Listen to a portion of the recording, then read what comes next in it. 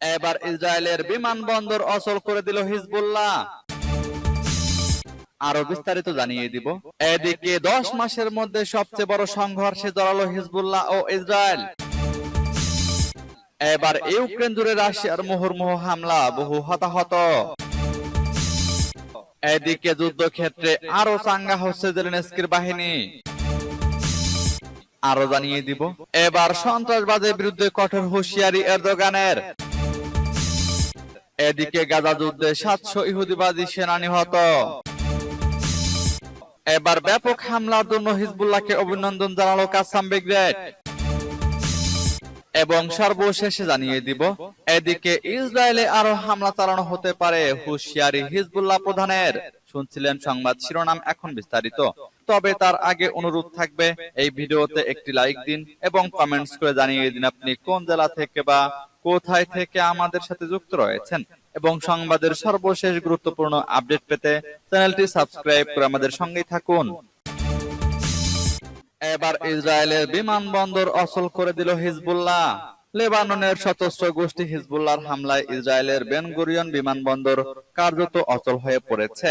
Israeli শাসক গোষ্ঠীর সঙ্গে জড়িত সূত্রগুলোর বরাত দিয়ে আল মায়াদিন রোববার এ তথ্য জানিয়েছে। ইসরায়েলি মিডিয়াগুলো জানিয়েছে, দখলকৃত অঞ্চলের বৃহত্তম আন্তর্জাতিক বিমানবন্দর বেন গুরিয়ন বিমানবন্দরে কয়েক ডজন ফ্লাইট বন্ধ করে দিয়েছে বিদেশি সংস্থাগুলো। ইসরায়েলি সূত্র জানিয়েছে, বেন গুরিয়ন বিমানবন্দরের 50টি ফ্লাইট বাতিল করার ঘোষণা দিয়েছে কর্তৃপক্ষ। একই সময় বেন গুরিয়ন বিমানবন্দরের ওয়েবসাইট হ্যাকের শিকার হয়েছে বলেও জানিয়েছে ইসরায়েলি শাসক গোষ্ঠীর মিডিয়া। ইসরায়েলের মিডিয়াগুলো জানিয়েছে, বেন গুরিয়ন বিমানবন্দরের কিছু ফ্লাইট রামন বিমানবন্দরে এবং অন্যগুলো কায়রোতে অবতরণ করেছে। হিজবুল্লাহ এবং তেল আবিব শাসক গোষ্ঠীর মধ্যে উত্তেজনা বৃদ্ধির কারণে এমনটাই ঘটেছে বলে বিভিন্ন সূত্র জানিয়েছে। ইসরায়েলি চ্যানেল 12 জানিয়েছে, সাম্প্রতিক উত্তেজনার মধ্যে জননিরাপত্তা নিশ্চিত করার জন্য এই সিদ্ধান্ত নেওয়া হয়েছে। এ অবস্থায় রোববার সকালে ইসরায়েলি নিরাপত্তা বিষয়ক মন্ত্রিসভা একটি জরুরি বৈঠক ডেকেছে। সূত্র আল মায়াদিন। এদিকে 10 মাসের মধ্যে সবচেয়ে বড় সংঘর্ষে জড়ালো হিজবুল্লাহ ও ইসরায়েল। লেবাননের সশস্ত্র গোষ্ঠী হিজবুল্লাহ গতকাল রোববার ইসরায়েলে শতাধিক ড্রোন ও রকেট হামলা করেছে। অন্যদিকে ইসরায়েলি সামরিক বাহিনী জানিয়েছে, বড় হামলা রুখে দিতে তারা লেবাননে প্রায় 100টি যুদ্ধ বিমান পাঠিয়েছে। গত 10 মাসে দুই পক্ষের মধ্যে চলমান সীমান্ত যুদ্ধে এটি সবচেয়ে বড় সংঘর্ষ। ইসরায়েলের প্রতিরক্ষা বাহিনী জানায়, রোববার সন্ধ্যায় রিশন, লেটসিয়ন ও মধ্য ইসরায়েলে সাইরেন বাজানো হয়েছে।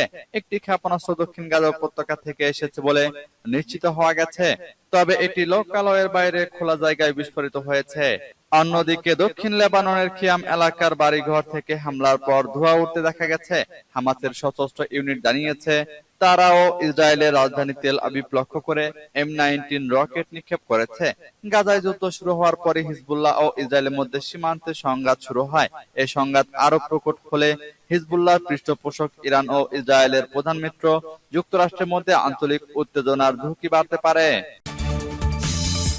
এবার ইউক্রেন জুড়ে রাশিয়ার মুহুর্মুহু হামলা, বহু হতাহত। ইউক্রেনের উত্তর পূর্ব এবং দক্ষিণ অঞ্চলে হামলা চালিয়েছে রাশিয়ান বাহিনী। এতে অন্তত 4 জন নিহত হয়েছে, আহত হয়েছে 37 জন। ইউক্রেনের সামরিক বাহিনী ও স্থানীয় কর্তৃপক্ষ রোববার এই তথ্য জানিয়েছে। খবর রয়টার্সের। ইউক্রেনের বিমান বাহিনী বার্তা আদান প্রদানের মাধ্যম টেলিগ্রামে বলেছে, ইউক্রেনের সম্মুখ সারি চেরনিহিভ, সুমি, খার্কিভ এবং দনেতস্কে রাতভর হামলা চালানো হয়েছে। ইউক্রেন বলছে, রাশিয়ার ছোড়া বেশিরভাগ ক্ষেপণাস্ত্র লক্ষ্যবস্তুতে পৌঁছায়নি। তারা একটি ইস্কান্দার এম ব্যালিস্টিক ক্ষেপণাস্ত্র, একটি ইস্কান্দার কে ক্রুজ ক্ষেপণাস্ত্র এবং 6টি গাইডেড এয়ার ক্ষেপণাস্ত্র নিক্ষেপ করেছে। তবে এসব ছোড়া ক্ষেপণাস্ত্রের মধ্যে কিয়েভ বাহিনী কতগুলো ধ্বংস করেছে তা নিয়ে বিস্তারিত কিছু বলেননি ইউক্রেন। টেলিগ্রামে ইউক্রেনের স্থানীয় কর্তৃপক্ষ জানিয়েছে, উত্তরাঞ্চলীয় সুমি অঞ্চলে ক্ষেপণাস্ত্র হামলায় 1 জন নিহত হয়েছে, আহত হয়েছে অন্তত 16 জন। এদের মধ্যে 3 জন শিশু রয়েছে। খার্কিভের পূর্বের মেয়র ওলে সিনেহুভ জানান, রাশিয়ার হামলায় অন্তত 13 জন আহত হয়েছে, যার মধ্যে 4 বছর বয়সী একজন শিশু রয়েছে। এদিকে যুদ্ধক্ষেত্রে আরো চাঙ্গা হচ্ছে জেলেনস্কি বাহিনী, দাবি রিপোর্টে। চলমান রাশিয়া ইউক্রেন সংঘাতের মধ্যে রাশিয়ার দখলে থাকা পূর্ব ইউক্রেনের খার্কিভ অঞ্চলের কিছু অঞ্চল পুনরুদ্ধারের দাবি করেছে ইউক্রেনীয় বাহিনী। এর মধ্যে আবারও কিয়েভকে সামরিক সহায়তার আশ্বাস দিয়েছেন মার্কিন প্রেসিডেন্ট জো বাইডেন। ইউক্রেনের প্রেসিডেন্ট ভলোদিমির জেলেনস্কির সঙ্গে ফোন আলাপে নতুন একটি সামরিক সহায়তা প্রদানের আশ্বাস দিয়েছেন মার্কিন প্রেসিডেন্ট। যুক্তরাষ্ট্রের প্রতিরক্ষা সচিব লয়েড অস্টিন শুক্রবার ইউক্রেনের প্রতিরক্ষা সচিব রুস্তেম উমেরভের সঙ্গে আলোচনা শেষে সামাজিক যোগাযোগ মাধ্যমে জানিয়েছেন, এবারের সহায়তার আর্থিক মূল্য প্রায় 12,50,00,000 মার্কিন ডলার। আর 2022 সালের ফেব্রুয়ারি মাস থেকে এখন পর্যন্ত ইউক্রেনকে দেওয়া সহায়তার আর্থিক মূল্য প্রায় 5,000 কোটি মার্কিন ডলার। এর আগে ইউক্রেনের জন্য যুক্তরাষ্ট্রের সরবরাহ করা সামরিক সহায়তা প্যাকেজ হাতে পাওয়ার পর এই মাস থেকেই হামলার গতি বাড়ায় ইউক্রেনীয় বাহিনী। মাসের শুরুতে রাশিয়ার পশ্চিম অঞ্চলীয় কুরস্কে আক্রমণ শুরু করে ইউক্রেন। একই সঙ্গে কুরস্কে রুশ বাহিনীকেও আঘাত হানে। এবার সন্ত্রাসবাদের বিরুদ্ধে কঠোর হুঁশিয়ারি এরদোগানের। সন্ত্রাসবাদ রুখে দেওয়ার ব্যাপারে নিজের শক্ত অবস্থানের ঘোষণা দিয়েছেন তুরস্কের প্রেসিডেন্ট রিসেপ তাইপ এরদোগান। গত 25 আগস্ট পূর্বাঞ্চলীয় শহর বিটলিসের এক ইভেন্টে অংশ নিয়ে সন্ত্রাসবাদ রুখে দেওয়ার ব্যাপারে নিজের প্রতিশ্রুতি ব্যক্ত করেন তিনি। এরদোগান বলেন, সন্ত্রাসবাদকে আবার তুরস্কের জন্য বড় হুমকি হয়ে উঠতে দেবেন না তিনি। ইভেন্টে এরদোগান বলেন, আমরা যে সন্ত্রাসী হুমকির পিঠ ভেঙে দিয়েছি তা আবার পুনরুজ্জীবিত হতে দেব না। আমাদের পূর্বাঞ্চলীয় প্রদেশগুলো থেকে সন্ত্রাসবাদের অন্ধকার ছায়া সরে যাওয়ার সঙ্গে সঙ্গে আমাদের শহরগুলোর সম্ভাবনা উত্থাপিত হচ্ছে। এই অঞ্চলে আমাদের প্রদেশগুলোর একটি ভিন্ন গতি পেয়েছে। আস্থার বদলে উদ্বেগ এসেছে, জয়ের জায়গায় এসেছে শান্তি। এই অঞ্চলের শান্তির পরিবেশ যেমন শক্তিশালী হচ্ছে, বিনিয়োগ দ্রুততর হচ্ছে। এরদোগান মূলত সন্ত্রাসী সংগঠন হিসেবে কুর্দিশ ওয়ার্কার্স পার্টি বা পিকেকে উল্লেখ করেছেন, কেননা এই সংগঠনটিকে এরই মধ্যে সন্ত্রাসী সংগঠন হিসেবে চিহ্নিত করেছেন মার্কিন যুক্তরাষ্ট্র ও ইউরোপীয় ইউনিয়ন। এ ব্যাপারে তাই নিজ দেশের জনগণকেও ঐক্যবদ্ধ করার চেষ্টা করেছেন এরদোগান। এদিকে গাজা যুদ্ধে 700 ইহুদিবাদী সেনা নিহত দাবি রিপোর্টে। ইসরায়েলি বাহিনী চলমান গাজা যুদ্ধে তাদের আরো 2 জন সেনার হতাহত হওয়ার খবর দিয়েছে। পার্স টুডে ফার্সি জানাচ্ছে, গাজায় হামাস যোদ্ধাদের হামলায় ইসরায়েলি বাহিনীর 202 ব্রিগেডের এক সেনা নিহত ও অপর একজন গুরুতর আহত হয়েছে। এর ফলে তেল আবিবের ঘোষণা অনুযায়ী গত বছরের 7 অক্টোবর থেকে হামাসের সঙ্গে যুদ্ধে নিহত ইসরায়েলি সেনার সংখ্যা 700 জনে পৌঁছেছে। এদের মধ্যে 337 জন নিহত হয়েছে। গাজায় স্থল আগ্রাসন শুরু হওয়ার পর এই উপত্যকায় প্রতিরোধ যোদ্ধাদের পাল্টা হামলায়। উল্লেখ্য, ইহুদিবাদী সেনারা গাজায় হামাস যোদ্ধাদের হামলায় তাদের হতাহতদের সংখ্যা প্রকাশ করেছে। তাদের প্রকৃত সংখ্যা তার চেয়ে অনেক বেশি।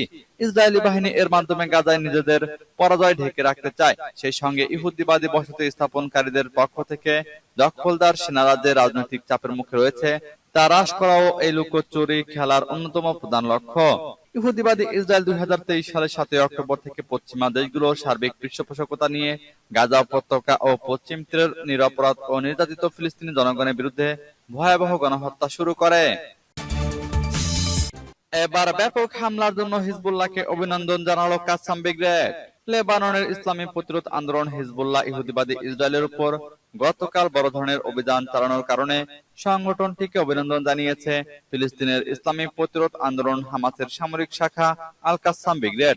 গত 30 জুলাই হিজবুল্লাহর সিনিয়র কমান্ডার ফুয়াদ শুকুরকে ইসরায়েলি বর্বর সেনারা হত্যা করলে তার জবাবে হিজবুল্লাহ গতকাল ইসরায়েলের উত্তরাঞ্চলে কয়েকটি গুরুত্বপূর্ণ লক্ষ্যবস্তুর উপর ঝাঁকে ঝাঁকে রকেট ও ড্রোন দিয়ে হামলা চালায়। হিজবুল্লাহ মহাসচিব সাইদ হাসান নাসরুল্লাহ আগস্টের শুরুতে বলেছিলেন, ফুয়াদ শুকুরের হত্যার পর ইসরায়েলিদের বিরুদ্ধে লড়াই একটি নতুন পর্যায়ে প্রবেশ করেছে। রোববার কাসাম ব্রিগেডের মুখপাত্র আবু ওবায়দা বলেন, হামাসের সশস্ত্র শাখা হিজবুল্লাহর অভিযানকে অভিনন্দন জানায় এবং লেবাননের জনগণ ও প্রতিরোধ যোদ্ধাদের মহান আত্মত্যাগের প্রশংসা করে। ওবায়দা বলেন, হিজবুল্লাহর অপারেশন আবারও নিশ্চিত করেছে যে 7 অক্টোবরের অপারেশন আল-আকসা স্টর্মের পর ইসরায়েলের জন্য কৌশলগত বাস্তবতা পরিবর্তিত হয়ে গেছে। সূত্র পার্স টুডের। এদিকে ইসরায়েলে আরো হামলা চালানো হতে পারে হুঁশিয়ারি হিজবুল্লাহ প্রধানের। লেবাননের হিজবুল্লাহ গোষ্ঠীর নেতা হাসান নাসরুল্লাহ বলেছেন, ইসরায়েলের সামরিক লক্ষ্যবস্তুতে রকেট ও ড্রোন হামলার প্রভাব মূল্যায়ন করবে তার সংগঠন। এই মূল্যায়নের পর হিজবুল্লাহ ঠিক করবে সংগঠনের কমান্ডার ফুয়াদ শুকুর হত্যার বদলা নিতে তারা ইসরায়েলে আরো হামলা চালাবে কিনা। হিজবুল্লাহর নেতা হাসান নাসরুল্লাহ রোববার টেলিভিশনে দেওয়া ভাষণে এসব কথা বলেন। নাসরুল্লাহ দাবি করেন, হিজবুল্লাহর পরিকল্পনা অনুসারেই ইসরায়েলে হামলা চালাতে সক্ষম হয়েছে। ইসরায়েলি বাহিনী ও লেবাননের হিজবুল্লাহ গোষ্ঠীর মধ্যে গতকাল বড় ধরনের পাল্টাপাল্টি হামলার ঘটনা ঘটে। হামলায় লেবাননের 3 জন নিহত হওয়ার তথ্য পাওয়া গেছে। এদিকে উদ্ভুত পরিস্থিতিতে 48 ঘন্টার জন্য ইসরায়েলে জরুরি অবস্থা জারি করা হয়। হিজবুল্লাহর পক্ষ থেকে বলা হয়, গত জুলাই মাসের শেষ দিকে সংগঠনের কমান্ডার ফুয়াদ শুকুর হত্যার বদলা নিতে তারা ইসরায়েলে বিপুল সংখ্যক রকেট ও ড্রোন ছুড়েছে। এর মধ্য দিয়ে হামলার প্রথম পর্যায় সম্পন্ন হয়েছে।